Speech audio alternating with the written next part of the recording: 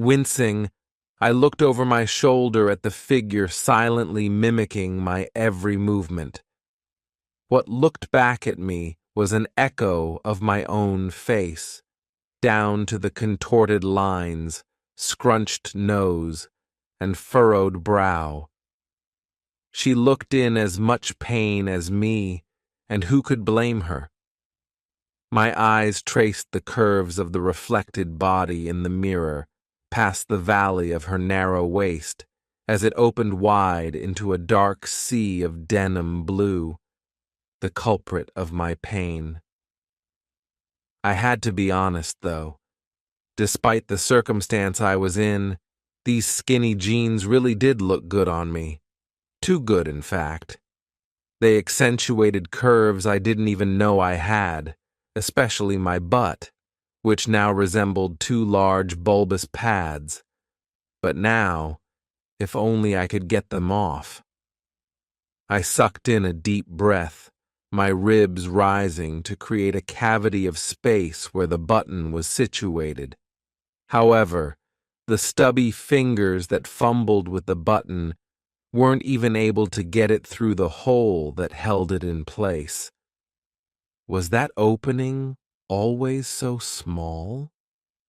After another minute of tugging and pushing, I gave up when the redness in my fingers matched the color of my face.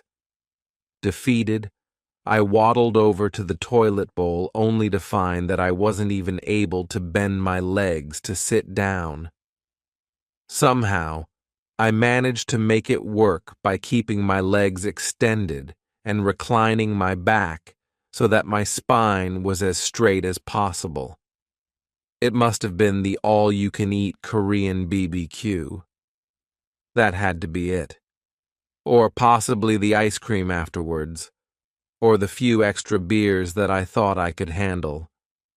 Well, whatever it was, I remembered distinctly that the jeans weren't too difficult to put on. Sure, they were tight, and I had to do a little dance to force them on, but I managed somehow. However, now I was feeling faint. My waist was being constricted tighter by the minute as each of my breaths became more labored and pronounced. It was moments like these that I would hear my mother's voice as if she was whispering into my ear.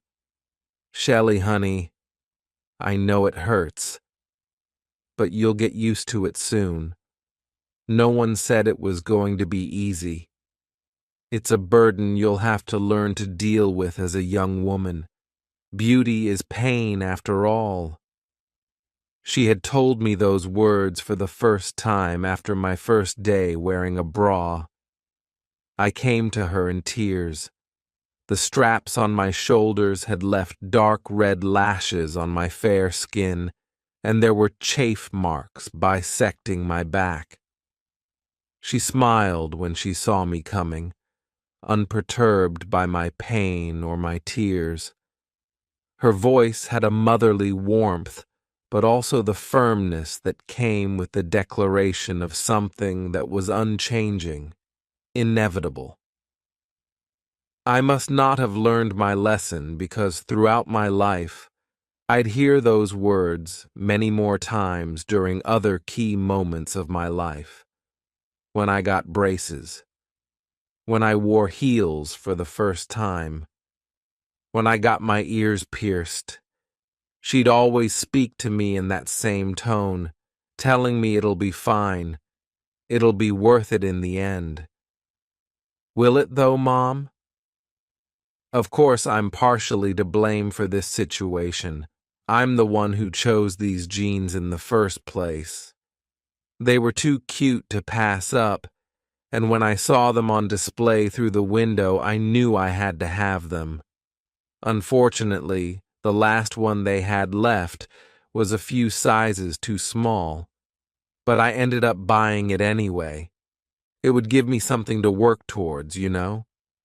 And after cutting out my favorite latte, among other foods, and hitting the gym, one day I was finally able to slip into them, albeit barely. It only sucks that now I couldn't get them off, especially when he was waiting for me outside the door.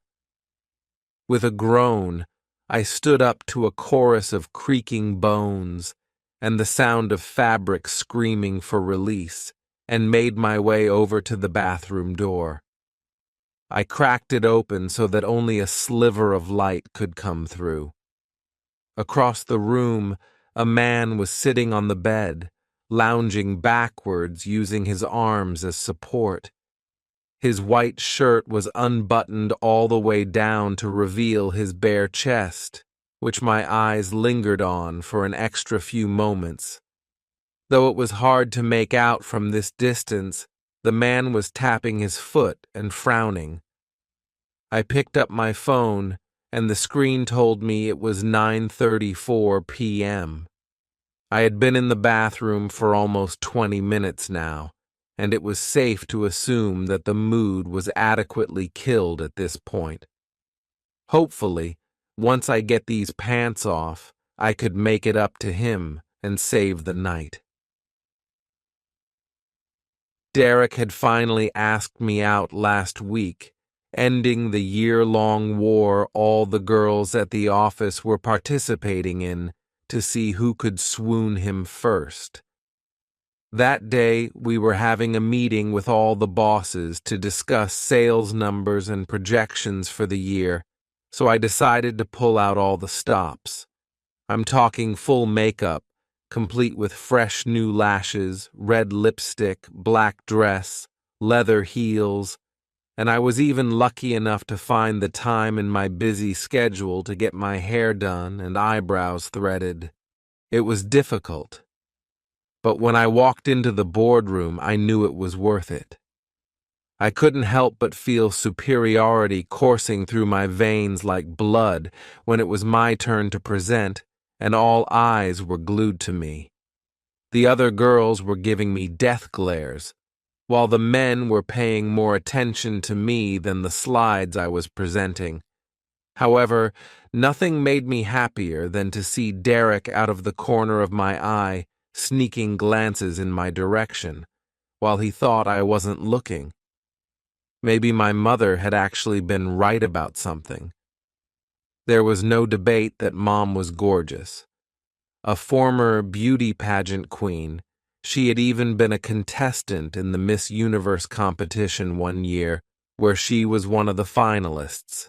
And even though she didn't win, she was able to attract the man she wanted, or at least the kind she thought she wanted at the time. But it was in the many interviews she did over the years that she would explain that her beauty didn't come easy. She had to work towards it every day, and that any of the young girls watching could be as pretty as her as long as they did the same. I'm sure it was during these times that she was speaking directly to me. Suddenly, from outside the door, Derek's deep voice interrupted my thoughts. "Hey, Shelley, you all right in there?" Derek asked, sounding more agitated than worried. "Yeah, sorry, I'm touching up my makeup. I'll be right out." An exasperated sigh could be heard from outside the bathroom, while a set of footsteps trailed off, then returned. There was a faint pop, then the sizzling of carbonated liquid. Having caught my breath, I gave the button another attempt. Using all the strength I could muster, I pushed until the small piece of metal was cutting into my flesh like a dull knife, and I held it. It was like a battle of wills, an immovable object versus an unstoppable force. Once I felt the button start to give, it redoubled its efforts and pressed me back. When I finally released, a trickle of blood was running down my red, pulsating thumb. It was no use. I had to find another way. I flung open the mirror cabinet and shuffled through the drawers on the sink, looking for any sort of tool I could use to pry these jeans off of me. But my efforts were fruitless. Unlike my bathroom that had hair products, scissors, makeup, and anything else a girl could need. Derek's bathroom was barren, housing only the necessities: a toothbrush, a comb, and a disposable razor. The state of his bathroom surprised me, because as I found out tonight, Derek enjoyed his things, especially me. When the date had first started, he was nothing but respectful, much like how he was at work. But as the night wore on and the drinks piled up, I began to see a different side of him, one that I didn't like. Light, flirty touches eventually digressed into abrupt tugs and aggressive grabbing. Things I was unable to do anything about even if I wanted to. Mom used to tell me that as a woman, I had to be cordial, submissive, and non-combative as well as beautiful, especially when it came to the opposite sex. They liked that better. Your father sure did. Men had their physical strength and assertiveness to get them what they wanted, while we, as Mom used to believe wholeheartedly, had our beauty. To a woman, beauty was power, and as long as she had it, she could bend people to her will. When the two forces inevitably met, it was like a fine dance. Heavy, arrhythmic footsteps approached the door, followed by a series of jarring, frantic banging. It shook violently, threatening to come off its frail hinges. Moments later, Derek's voice came from right outside the door, as if he was speaking directly into it. His words were beginning to slur, melting into one long utterance. "Hey, you've been in there too long. Get out here now." He continued his pounding in order to emphasize his words. Reflexively, my hand went to my chest, and I took a step back from the door. I know, I'm so sorry. Just wait one extra minute. I want everything to be perfect." My calm, sickeningly pleasant tone was only betrayed by my rapidly beating heart that was now much louder than the pounding. As blood was being pumped throughout my body, it noticeably stalled when it attempted to move into my lower section, like it was stuck in a traffic jam. There was a fuzzy numbness in my legs now, and the tips of my toes were turning a shade blue. At this point, I don't care. Come out now, or else I'm coming in there. I hesitated. Lightheadedness and fear were now interfering with my thought process. Derek was a large man, and it was this size that defended the validity of his previous statement. If he wanted to, he'd be able to come through that door without much of a problem. The small door lock was next to useless. I had to try and calm him down, de-escalate the situation, and in order to do that, I needed to meet him head-on and give him a little of what he wanted. I reached for the doorknob tenderly and gave it a turn. The door swung open without much effort to reveal Derek's massive frame, his raised fist inches away from where the door had just previously been. He was subtly swaying on his feet as he looked at me with glazed eyes. After the initial second it took him to recognize me, he grinned and reached out to grab me. I conceded. "There she is.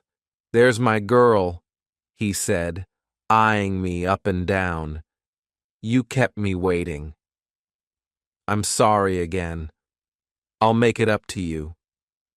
I traced the contours of his chest with my finger. "And how are you going to do that?" "I guess you'll have to see for yourself." I broke his grip and slowly made my way over to the bed, my movements constricted by my second layer of denim skin.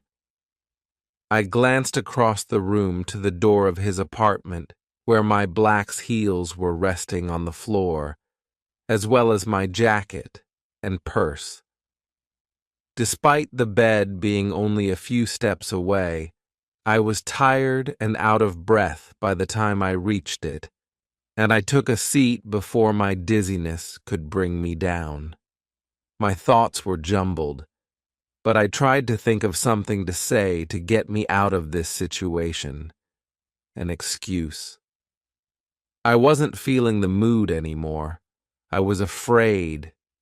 He'd been drinking all night, and I was feeling nauseous and faint, barely able to move. I just wanted to find a nice way to excuse myself so I could go home and find a way to remove these damn jeans that were literally sucking the life out of me. But Derek didn't give me that chance. He jumped on the bed and grabbed my wrists tightly, the weight of his body holding me in place. There was a pit of dread in my stomach.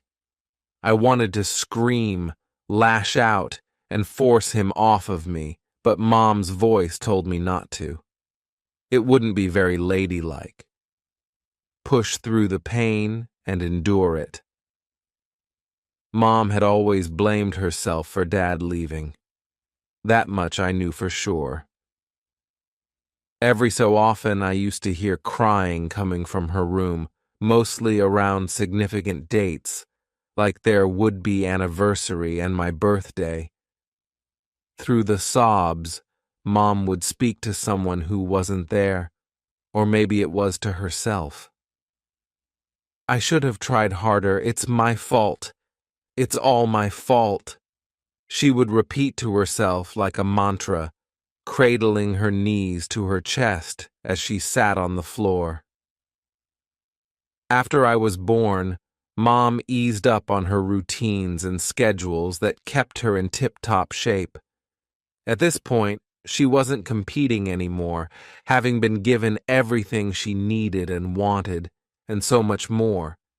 Some would call this letting herself go, but Mom saw more importance and value in taking care of me. Dad didn't see it that way. Their marriage became progressively more rocky. Arguments, fights, and long stretches where they only spoke to each other through me until finally he got up and left. Dad had met another pageant queen, younger, her body unravaged by the effects of childbirth, as he would say. Needless to say, Mom was emotionally devastated. She believed she'd lost him because she had relinquished the power she had as a woman, and when she no longer had that, Dad didn't want her anymore. The notion was fundamentally flawed, but that was the only way she could see it. The genes were already making it hard for me to breathe, and the added weight from Derek's body only made it worse. Ouch, Derek, you're hurting me. His rough hands squeezed my wrists tighter. Is that better? Please, Derek. He must have seen the pain and desperation in my eyes, because at that, he loosened his grip on my wrists, and his fingers walked down to the button on my jeans. How about we get these off? His breath reeked of alcohol. Not even waiting for my answer, he started to fiddle with the button, and after a moment he frowned. He looked into my eyes, annoyed, then back down to try again. The fabric in his sleeves tightened around his biceps as his muscles flexed. Miraculously, there was an exhale of air from him and myself. The tension in his arms released, and the pressure around my waist let up enough for me to take a full breath. He'd got it open. However, there wasn't even a minute to enjoy this small victory before he violently tried to jerk the pants off, dragging me over the bed with it. I slid across the bed like a snake, and after all his effort, the high-waisted jeans only moved less than a centimeter. He cursed, storming over to his open beer can on the nightstand and downing whatever was left in it. "This is your fault," he spat. "Possibly." I chuckled, the irony of the situation not completely lost on me. "You think this is funny? I knew you were just a tease, a pretty face, nothing more." Now he was getting out of line. I used the extra blood flow provided to me from the opening of the button to hold myself back from completely telling him off. He didn't deserve it, but I still had my manners. "Excuse me? Please don't talk to me that way." Now it was his turn to laugh. "I'll talk to you however I want to." I looked to the entrance of the apartment door and made a movement towards it, but Derek intercepted my path. He was pretty agile for a drunk person. "You're not going anywhere. You said you'd spend the night." I gagged from the smell of his breath. "Well, sorry. I changed my mind. I'd like to leave now." His hand went to grab my wrist, but I saw it coming this time and I dodged and stepped back. He smiled. It was just another game for him. Derek continued his advance, and I did my best to avoid him, deftly darting around the bed and the kitchen table. With the jeans, there was no way I'd be able to outmaneuver him for long. Across the small apartment, the glint of metal caught my eye. Upon the counter was a full set of stainless steel cutting knives. I strategically placed myself in a way that I'd be able to make a break for it if the opportunity presented itself. "Derek, please, stop this." He inched closer to me, stooping down, looking as if he could pounce at any moment. "We're having so much fun, though." All of a sudden, he lunged toward me. Even though I was expecting it, I only barely just managed to dodge, his fingernails scratching my skin and leaving 2 long red gashes. I ran over to the set of knives and grabbed the largest handle, the butcher knife. Derek immediately stopped in his tracks. The only thing standing between him and me was the long strip of stainless steel in my hands that narrowed down to a sharp point. I couldn't hold the blade steady. Adrenaline was making my hands shake as I backed myself to the front door, not taking my eyes off of him for a second. Derek's hands were raised in surrender almost comically. All right, you got me. You can leave. Just put the knife down. I'm sorry." I slowly continued my retreat facing him until my foot bumped into something on the floor. I looked down to see that they were my black leather heels. In that brief moment, Derek dashed forward, pushing the knife to the side and grabbing a fistful of my hair. I screamed. Struggling against his brutal strength, I thrashed my arms and kicked my feet, but he brushed off my blows. Derek was dragging me back to the bed. Warm tears were running down my face and stinging my eyes.